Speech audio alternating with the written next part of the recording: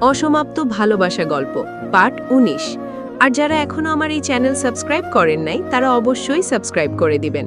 বেশি কথা না বলে গল্প শুরু করা যাক। নয়না চোখ খুলে আশেপাশে তাকিয়ে বোঝার চেষ্টা করলো সে কোথায় আছে। তার পাশেই জিয়ান ঘুমিয়ে আছে। নয়না বেড থেকে নেমে ড্রেস নিয়ে ওয়াশরুমে চলে আসলো। ফ্রেশ হয়ে বের হয়ে লম্বা চুলগুলোতে তোয়ালে প্যাঁচিয়ে নিল। বেডে তাকিয়ে দেখে জিয়ান ঘুমাচ্ছে। ঘুমন্ত জিয়ানকে হ্যান্ডসাম লাগছে। নয়না গুটি গুটি পায়ে এগিয়ে গেল জিয়ানের দিকে। জিয়ানের চুলগুলো নয়নার ভীষণ পছন্দের। হাত বাড়িয়ে ছুঁয়ে দিল চুলগুলো। নয়না মুচকি হাসছে। কি যে অদ্ভুত ভালো লাগা ছুঁয়ে গেল তার দেহ মন জুড়ে, তা প্রকাশ করে বোঝানো যাবে না। এবার আরও ভয়ঙ্কর ইচ্ছে হচ্ছে নয়নার। সাহস করে জিয়ানের ঠোঁটে আলতো করে নিজের ঠোঁট ছুঁয়ে দিয়ে লজ্জায় মুখ ঢাকল দু হাতে। লজ্জা রাঙা মুখটা লুকিয়ে রাখল হাতের আড়ালে। এবার উঠে আসলো রুমের একপাশে সোফা রাখা আছে। নয়না সেখানে বসল। মনের মধ্যে লাল নীল হরেক রকম আনন্দ ঝলকাচ্ছে। নিজের মোবাইল বের করে রুম থেকে বের হয়ে আসলো। বাড়িটা একদম রাজকীয়। দুপাশে রুম, মাঝখানে রুফটপের মতো সেখানে নানা রকম ফুল গাছ সুন্দর করে সাজানো। বসার জন্য টেবিল চেয়ার, সুন্দর এক মনোরম পরিবেশ। নয়না সেখানে যেয়ে বসল। কল লিস্টে যেয়ে তুষিকে কল করল। ওপাশ থেকে রিসিভ হতেই নয়না বলে, এই তুই কই মরেছিলি এতদিন? তোর ফোন বন্ধ ছিল কেন? তুষি স্বাভাবিকভাবে উত্তর দিল, ব্রেকআপ হয়েছে আমার।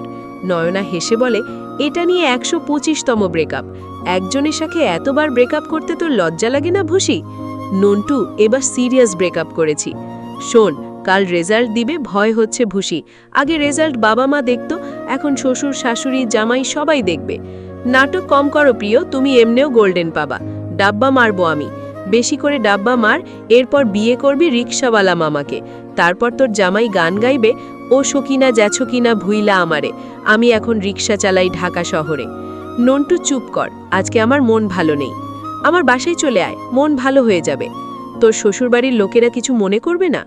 আরে হ্যাঁ, না, আমার শ্বশুরবাড়ির লোকগুলো পুরাই রসমালাই। খালি ওই প্লেন ড্রাইভার করলার জুস। নয়নার হাঁটু অবধি লম্বা চুলগুলো বাতাসে দোল খাচ্ছে। নয়না কথা বলছে আর হাঁটছে। ওড়না গলায় ঝুলছে। জাহিন করিডোরে এসে থমকে দাঁড়ালো এলোকেশী রমণীকে দেখে। এখনো চেহারা দেখেনি। জাহিন পেছন থেকে বলল, কে তুমি নন্দিনী? আগে তো দেখিনি। নয়না সামনের দিকে ঘুরে জিয়ানকে ভেবে বলে, সারাক্ষণ এই মেয়ে সেই মেয়েকে দেখলে ঘরের বউকে তো নন্দিনী মনে হবেই। জাহিন হতাশ। না মানে, এই মেয়ে এত কিউট কেন, এত সুন্দরী, মনে হয় যেন আসমান থেকে নেমে আসা পরী। নয়না ওড়নার একটা অংশ মাথায় তুলে নিয়ে বলে, শালা ড্রাইভার জীবনে ভালো হবে না। এভাবে কেউ তাকিয়ে থাকলে অস্বস্তি লাগে তো। নয়না সামনের দিকে হাঁটা শুরু করল। এই যে মিস সুনয়না তালুকদার, আমি জাহিন চৌধুরী, নাম তো শোনা হোগা। নয়না থমকে দাঁড়ালো। পেছন ঘুরে অবাক দৃষ্টিতে তাকিয়ে আছে। দুজন মানুষের মধ্যে এত মিল, কণ্ঠ সেম প্রায়। কেউ না জানলে বোঝার উপায় নেই এরা দুজন ভিন্ন মানুষ। কি হলো মিস, এভাবে তাকিয়ে কি দেখছেন? বিশ্বাস হচ্ছে না? প্রথম কথা হলো আমি মিস না, মিসেস জিয়ান রেজা চৌধুরী। দ্বিতীয় কথা হলো আমি আপনার ভাবি, সো সম্মান দিয়ে কথা বলবেন। ডিয়ার মিসেস রেজা চৌধুরী, আপনার বয়স আমার অর্ধেক, সো আপনাকে নাম ধরে ডাকবো। এসব ভাবি টাবি আমার দ্বারা ডাকা সম্ভব না। নয়না কোনো কথা না বলে রুমে চলে আসলো। রুমে এসে দেখে জিয়ান নেই। মাত্র লোকটা ঘুমিয়েছিল আর এইটুকু সময়ের মধ্যে গায়েব। সাথে সাথে জিয়ানকে কল করল। জিয়ান কল কেটে ব্যাক করল। মানলাম আপনি প্লেন ড্রাইভার, তাই বলে সারাক্ষণ উড়তে থাকবেন? উড়ে আর কই যাব বলো? আমি তো তোমার পিঞ্জরের বন্দি খাঁচার পাখি। কোথায় আছেন এখন? তোমার জন্য মেডিসিন নিলাম, এখন চলে আসব। আচ্ছা বলো তো, তোমার কোন ফ্লেভার পছন্দ, স্ট্রবেরি নাকি চকলেট? হোয়াট? আপনি এত অসভ্য কেন? অসভ্য মানে? তোমার জন্য আইসক্রিম নিয়ে আসতাম, ফ্লেভার বলো। অসভ্য লোক, এই কথাটা আগে বলা যেত না? তোমার চিন্তাভাবনা চেঞ্জ করো বেবে। বাসর করার জন্য এতই উতলা হয়ে আছো, আগে বলবা তো জানেমান। নয়না ফোন কেটে দিল। হাত মুষ্টিবদ্ধ করে বলে, ছিঃ নয়না, চিন্তাভাবনা পরিবর্তন কর। এই লোকের সাথে থেকে থেকে তুইও লুচু হয়ে যাচ্ছিস। শেষ। সায়না একটা বাসন্তী রঙের শাড়ি পরেছে, হাত ভর্তি দোলন চাপা ফুল, আরেক হাতে একটা কেক। গেটের সামনে আসতেই দারোয়ান জিজ্ঞেস করল, কাকে চাই? ডাক্তার অনিকেত মাহমুদ। স্যার তো এই অ্যাপার্টমেন্টে ছেড়ে চলে গেছেন। আপনি মিথ্যে বলছেন কেন? আপনাকে মিথ্যে কেন বলবো? সত্যিই স্যার নতুন অ্যাপার্টমেন্টে উঠেছেন। সেটা কোথায় বলতে পারবেন? না ম্যাডাম, সেটা তো জানি না। সায়না হতাশ হলো, চোখের কাজল খানিকটা লেপটে গেল চোখের জলে। কেকটা রিকশা রেখে কল করল অনিকেতকে। সায়না বুঝতে পারল অনিকেত তার নাম্বার দুটো ব্লক করে দিয়েছে। কই যাবেন ম্যাডাম? রামপুরা নতুন বাজার। রিকশা চলছে আপন গতিতে। সায়না ভেবে পাচ্ছে না কোথা থেকে ঠিকানা জোগাড় করবে। হঠাৎ মনে পড়ল জিয়ানের কথা। ৭-৫ না ভেবে অসাধ্য সাধন করেই বসল। জিয়ানকে কল করে বলে, অনিকেতের ঠিকানা বলো তো। জিয়ান অবাক হয়ে বলে, তোর থেকে কমসে কম ১৩-১৪ বছরের বড় হবে ভাই বলে সম্বোধন কর। ভাইয়া না, ওই আবাল ডাক্তারকে ছাইয়া বানাবো, ঠিকানা দাও। কিন্তু কোনো কিন্তু মিন্তু নাই, না দিলে এখন আমি গাড়ির নিচে ঝাঁপ দেব। দাঁড়া দিচ্ছি, হোয়াটসঅ্যাপ চেক কর। বাপরে, বোন আমার জুলিয়েট হয়ে উঠেছে। তোমার বন্ধুকে বলে দিও বিয়ে আমি তাকেই করব, যতই উড়ুক, ঘাড় ধরে আমার আঁচলেই বাঁধব। জিয়ান কল কাটতেই নয়না বলে, চুল বেঁধে নেই, আমিও যাব আপনার সাথে। ঠিক আছে, চলো, তবে বাসায় কাউকে বলবে না আমরা তোমাদের বাসায় যাচ্ছি। কেন, আমরা কি চুরি করতে যাচ্ছি? বেশি কথা না বলে রেডি হও। নিচে এসে সবার সাথে খেতে বসল নয়না। নাজিম চৌধুরী নয়নার দিকে তাকিয়ে বলে, আম্মা যান, আপনি আমার সাথে দেখা করলেন না কেন? নয়না হতবম্ব হয়ে গেল। তার বাবাও তাকে আম্মু ডাকে সব সময়। নয়নার চোখের কোণ ভিজে উঠল। নাজিম সাহেব মুচকি হেসে বলেন, আম্মা যান, আমি আপনার শ্বশুর না, আমি আপনার ছেলে, মনে থাকবে তো? নয়না বলল, জি আঙ্কেল। আঙ্কেল না, বাবা বলবা। জাহিন আর চোখে নয়নার দিকে বার কয়েক দৃষ্টি দিল। মনে মনে বলে, মেয়েটা অদ্ভুত রকমের মায়াবী। মিতা বেগম জিজ্ঞেস করল, তোমরা রেডি হয়ে খেতে বসেছ, কোথাও যাচ্ছ নাকি? জিয়ান বলল, হ্যাঁ আম্মু, ওর জন্য শপিং করব। খাওয়া শেষ হতেই নাজিম চৌধুরী জিয়ানের হাতে ১০০০ টাকার এক বান্ডিল ধরিয়ে দিয়ে বলে, আমার আম্মাজান আমার টাকায় শপিং করবে। নয়নাকে উদ্দেশ্য করে বলে, আম্মাজান, যা ইচ্ছে কিনবেন, আপনার জন্য আপনার ছেলের টাকা অফুরন্ত। সবার কাছ থেকে বিদায় নিয়ে নয়না আর জিয়ান বের হয়ে আসলো। গেটের সামনে রিকশা ডাকল। নয়না বলে, এতগুলা গাড়ি থাকতে রিকশা কেন? সুন্দরী বউয়ের সাথে রিকশা ভ্রমণের মজা কি আর গাড়িতে পাওয়া যায়?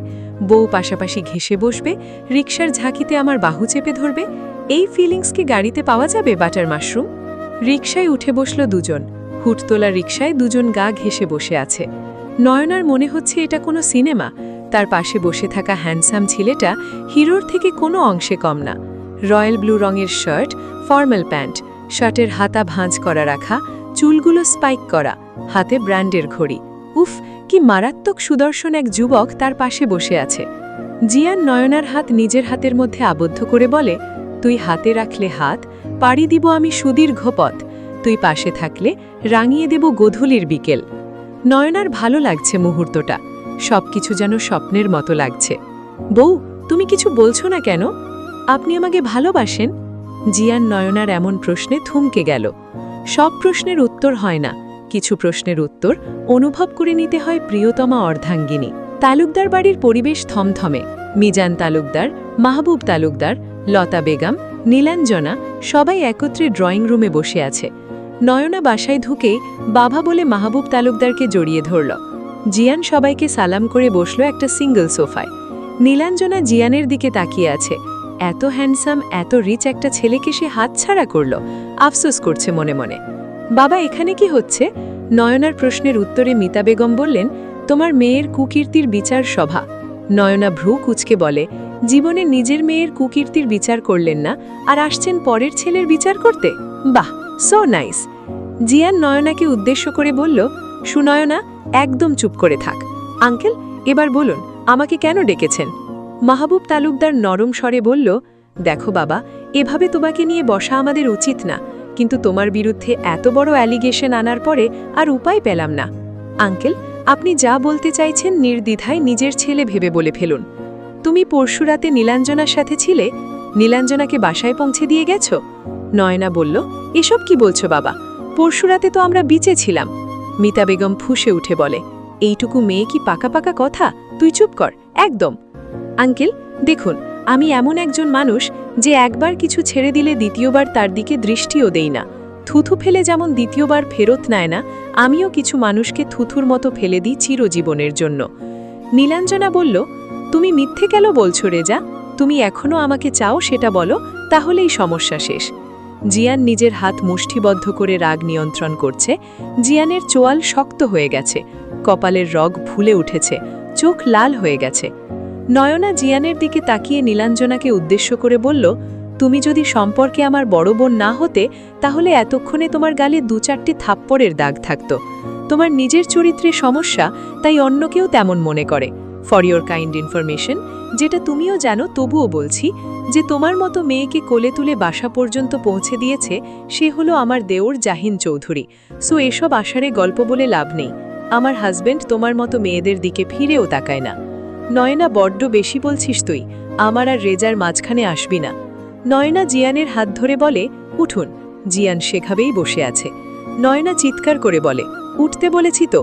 যেখানে আমার হাজবেন্ডের চরিত্রের দিকে আঙুল তোলা হয়, যেখানে বাড়িতে ডেকে এনে আমার হাজবেন্ডকে অপমান করা হয়, সেই বাড়িতে আর এক মুহূর্তের জন্য থাকব না। সারা জীবনের জন্য এদের আমি ত্যাগ করব। জিয়ান তার ষোড়শী বউয়ের দিকে অপলক দৃষ্টি মুগ্ধ নেত্রে তাকিয়ে আছে। তার বাচ্চা বউটা তার সম্মানের জন্য লড়াই করছে। জীবনে যা হারায় তা হারানোই যেন মঙ্গল, নয়তো এমন অর্ধাঙ্গিনী কোথায় পেতাম? জিয়ান নয়নার হাত ধরে বলে, শান্ত হও সুনয়না, আমি তোমার বাবার সাথে একটু কথা বলবো।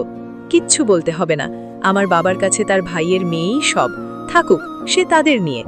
জিয়ান মাহবুব তালুকদারকে উদ্বেগ করে বলল, আঙ্কেল, এই বাড়িতে শুধুমাত্র আপনি জানেন আমার যমজ ভাই আছে, আর নীলাঞ্জনাও জানে। ওর মতো মেয়ের কাছে এসব করা আহামরি কিছুই না, কারণ লজ্জা বা মানসম্মান কোনোটাই নেই ওর। আমি আর নয়না পরশুরাতে চট্টগ্রাম ছিলাম, আপনাকে হোটেলের নাম বলছি, আপনি খোঁজ নিয়ে দেখবেন। আজকের মতো আসি আঙ্কেল, আম্মা ফিরলে নয়নাকে নিয়ে অন্যদিন আসব। জিয়ান নয়না বের হয়ে গেল। মিজান তালুকদার মাথা নিচু করে বসে আছে, তার চোখ দুটো অশ্রুত টইটম্বর। পুরুষ না হয়ে মহিলা হলে এতক্ষণে চিৎকার করে কান্না করত। মিজান তালুকদার লজ্জিত কণ্ঠে বলল, ভাই, আমাকে ক্ষমা করে দিও। কথায় আছে, বাপ ভালো তার ছেলে ভালো, মায়ের গুণে ঝি। আমার মেয়ের মধ্যে এই অসভ্য মহিলার ছায়া দেখতে পাচ্ছি, ঠিক তার মায়ের মতো হয়েছে। মানুষ নিজে খারাপ হলেও সন্তানকে ভালো পরামর্শ দেয়, আর এই রাক্ষসী মহিলা মেয়েটাকেও শেষ করে ছাড়ল, সাথে আমার মানসম্মান সব শেষ করে দিল। জিয়ান নয়নার হাতটা ধরে বলে, তুমি শুধু আমার, আমি কোনো কিছুর বিনিময়ে তোমাকে হারাতে পারবো না। এত ইমোশনাল হতে হবে না, এসব আমি নাটক সিনেমা দেখে শিখেছি।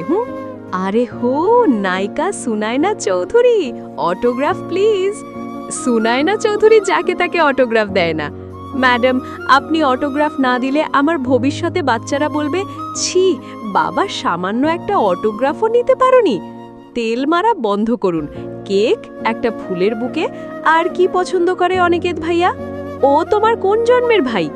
যে জন্মে আপনি আমার হাজবেন্ড, সেই জন্মের। জিয়ান আর চোখে চেয়ে দেখে নয়না হলুদ গোলাপগুলোর দিকে তাকিয়ে আছে।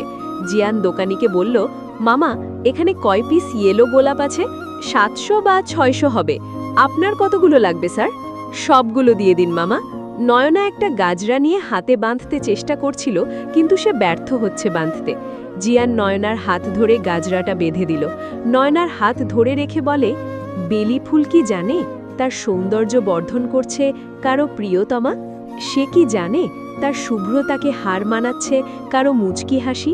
হতাম যদি বেলি ফুলের মালা, তোমার গলা জুড়ে জড়িয়ে থাকতাম সারা বেলা। নয়না মৃদু স্বরে বলে, আশেপাশে দেখুন মিস্টার রোমিও, এটা আপনার বাসা না, আর বেলি ফুলের গাঁজরা হাতে থাকে, গলায় না। জিয়ান নয়নার হাত ছেড়ে বলে, শোনো বউ, পুরুষ মানুষ প্রেমে পড়লে ভুলভাল বকবে, ইটস নর্মাল। বোঝে না বউ আমি তার প্রেমে উন্মাদ হয়ে যাচ্ছি। এই, তুমি শাড়ি পরে বের হওনি কেন? তুমি শাড়ি পরে বের হলে আমি তোমার কুচি ঠিক করে দিতাম। তোমার শাড়ির আঁচলে আমার হাত বেঁধে সারা শহর ঘুরে বেড়াতাম। সবাই ভাবতো বউ পাগল জামাই, কেউ কেউ ভাবতো এমন জামাই কই পাওয়া যায়।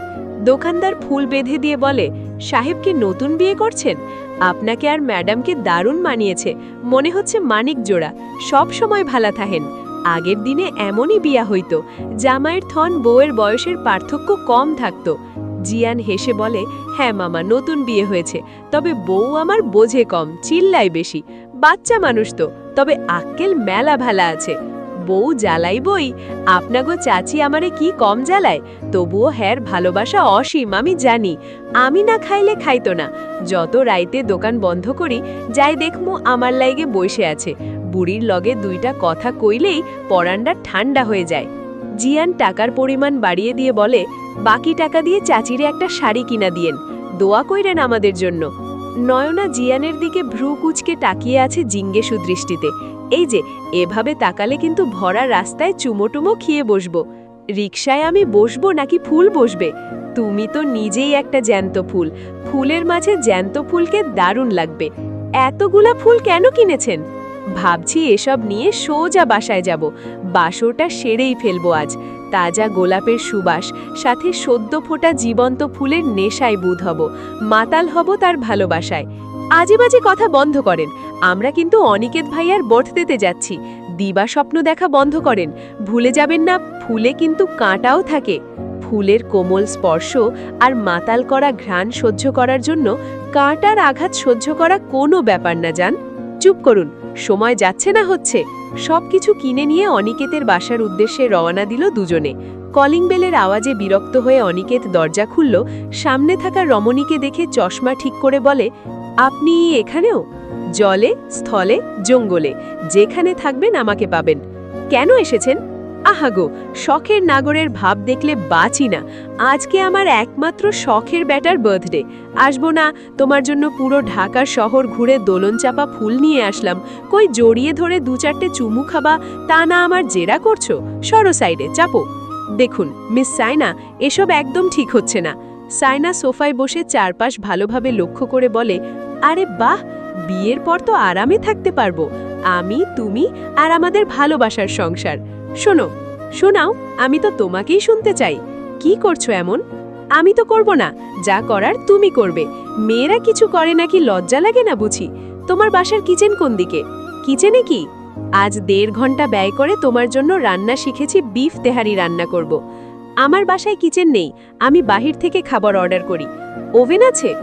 সাইনা ওভেন খুঁজে পেল, সাইড ব্যাগ থেকে একটা বক্স বের করলো, তেহারি প্লেটে ঢেলে গরম করতে দিল ওভেনে।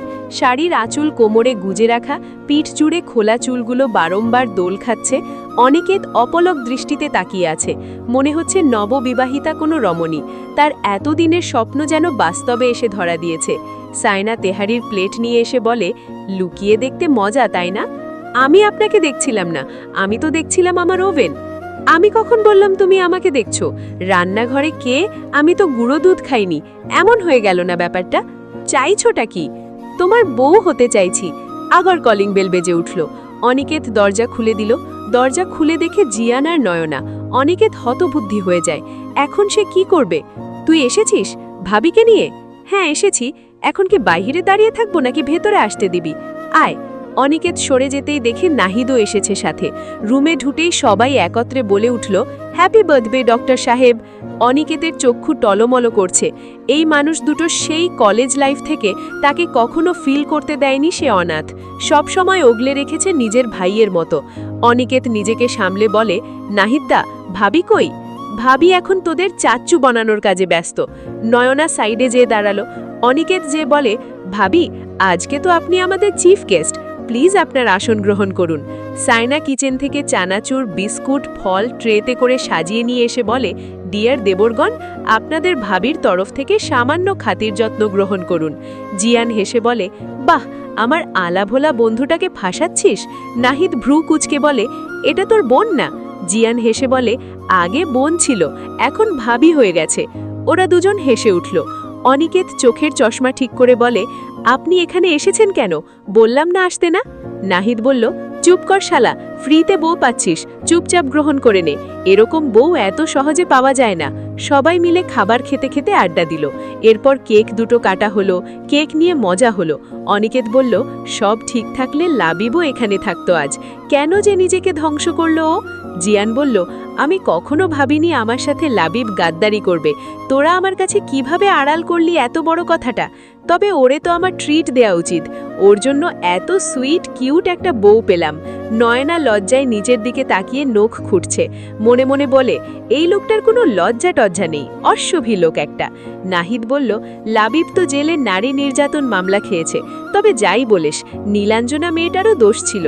ছেলেদের মেয়েরা সুযোগ না দিলে তারা কোনো মেয়ের কাছে ঘেঁষেতে পারে না। অনিকেত বলল, দুটোই একই কোয়ালিটির, বাদ দে ওদের কথা, চল মুভি দেখে আসি সবাই মিলে। বউটাকে বাসায় রেখে আমরা 3 জন বের হব, ব্যাচেলার লাইফের মজা নেব একটা দিন। অনিকেত বলল, ডক্টর অপর্ণা ঘোষ, নিউরোলজিস্ট, ওনাকে আসতে বলেছি, এসে পড়বে কিছুক্ষণের মধ্যে। ভাবির মস্তিষ্ক থেকে তোর প্রতি ভয়টাকে বিদায় করতে হবে, নয়তো এ জন্মে চাচ্চু হতে পারবো না। নয়না লজ্জায় এখন মিয়ে যাচ্ছে। জিয়ান বলল, এই যে সাইনা ভাবি, আপনি আমার বউটাকে নিয়ে আপনাদের বেডরুমে চলে যান। ওরা দুজন রুমে এসে বসল। সাইনা বলল, বয়স কত তোমার? আর একদিন পর 17 হবে। তোমার কি সমস্যা আমাকে বলতে পারো? আমি শুধু অনিকেতের ভবি বউ না, তোমার আদরের ননদিনীও। নয়না সেসব কথা এখন মনে করতে চাইছে না। এমন না এখন জিয়ানের স্পর্শ তার খারাপ লাগে, কিন্তু হঠাৎ কি যে হয়ে যায় লোকটা কাছে আসলে।